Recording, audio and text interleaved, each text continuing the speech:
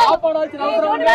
University 400 ఎకరాల ప్రభుత్వ భూమిని కాజేయాలనుకుంటే రేవంత్ రెడ్డి సర్కార్కి పెద్ద ఎత్తున పోరాటం తప్పదు. ఈ రాష్ట్రంలో యూనివర్సిటీల భూముల్ని కాజేయాలనే మోసపూరితమైన వైఖరిని సీఎం రేవంత్ రెడ్డి తీసుకుంటా ఉన్నాడు. ఖబర్దార్ రేవంత్ రెడ్డి గారు, మీరు ఏదైతే కాజేయాలనుకుంటున్న ఈ రాష్ట్రంలో మీరు యూనివర్సిటీ భూముల్ని కాపాడాలని చెప్పేసి సీఎం పార్టీ చేస్తా ఉన్నాం. హైదరాబాద్ లో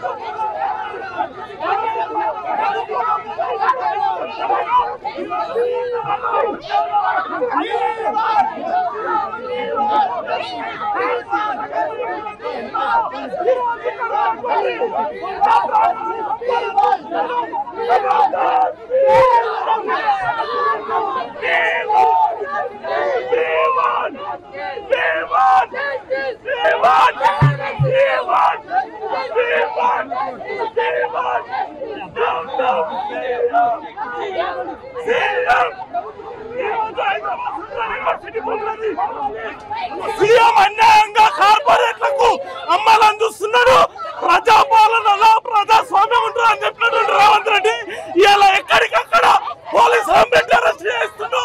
అడుగుతున్నటువంటి వాళ్ళని ఈరోజు అన్యాయం చేస్తా ఉన్నాడు. ఈరోజు పోలీసులు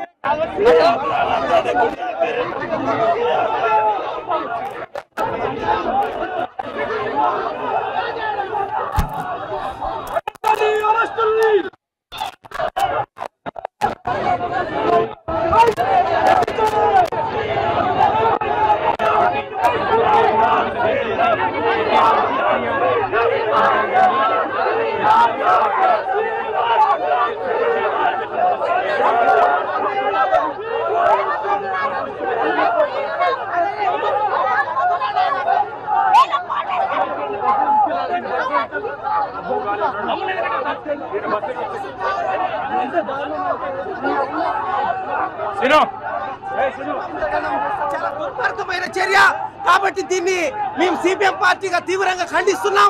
ఇప్పటికైనా రేవంత్ రెడ్డి ప్రభుత్వం తన ఆలోచనని విరమించుకోవాలి, లేకపోతే ఆందోళన పోరాటాలని మరింత తీవ్రతరం చేస్తామని సిపిఎం పార్టీగా హెచ్చరిస్తా ఉన్నాం. హైదరాబాద్ సెంట్రల్ యూనివర్సిటీకి సంబంధించినటువంటి 400 ఎకరాల భూమిని రాష్ట్ర ప్రభుత్వం వేలం వేసి కార్పొరేట్ సంస్థలకు అమ్మేసేటటువంటి కార్యక్రమాన్ని పూనుకున్నది. దీన్ని వ్యతిరేకిస్తున్నటువంటి విద్యార్థుల మీద కేసులు పెట్టి జైల్లోకి పంపించే కార్యక్రమాన్ని పూనుకున్నది.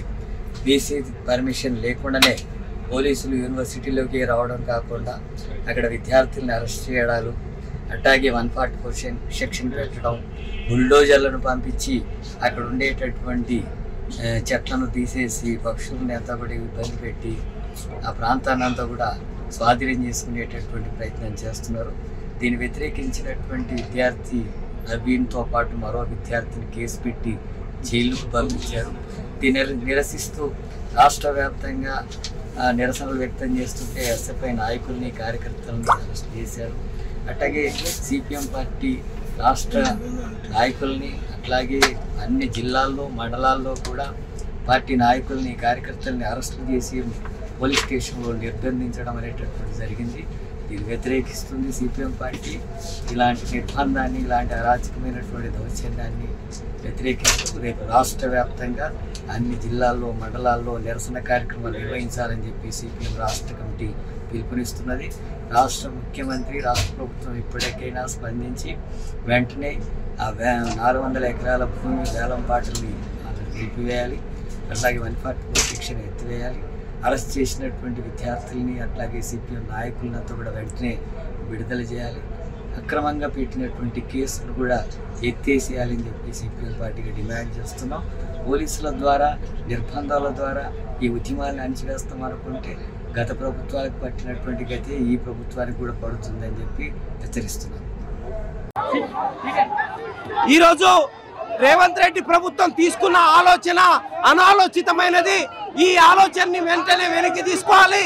యూనివర్సిటీ భూముల్ని రేవంత్ రెడ్డి ప్రభుత్వం అమ్మాలని అనుకోవడం చాలా దుర్మార్గమైన ఆలోచన. దాన్ని నిరసిస్తూ విద్యార్థులు శాంతియుతంగా ఆందోళన చేస్తా ఉంటే రేవంత్ రెడ్డి ప్రభుత్వం చాలా కర్కశంగా వ్యవహరిస్తుంది. దీన్ని సిపిఎం పార్టీగా తీవ్రంగా వ్యతిరేకిస్తున్నాం. ఇప్పటికే రేవంత్ రెడ్డి ప్రభుత్వం తీసుకున్న నిర్ణయాన్ని వెనక్కి తీసుకోవాలి. లేకపోతే విద్యార్థులు, ప్రజా సంఘాలు, అదే రకంగా పార్టీలని కలుపుకొని ఆందోళన పోరాటాన్ని మరింత తీవ్రతరం చేస్తామని ప్రభుత్వాన్ని హెచ్చరిస్తున్నాం. ఎందుకంటే ప్రభుత్వము ఎన్నికలకు ముందు మేము ప్రజాస్వామ్యంగా స్వేచ్ఛగా ఆలోచిస్తాము, ఇంత కర్కశంగా ఉండమని రేవంత్ రెడ్డి ప్రభుత్వం చెప్పింది. కానీ రేవంత్ రెడ్డి ప్రభుత్వం భూముల్ని బలంగా అమ్మాలని ఆలోచన చేస్తే దీన్ని మేము విద్యార్థులుగా తీవ్రంగా వ్యతిరేకిస్తున్నాం. కాబట్టి రేవంత్ రెడ్డి ప్రభుత్వము ఈ ఆలోచనని వెంటనే విరమించుకోవాలని మేము కోరుతా ఉన్నాం.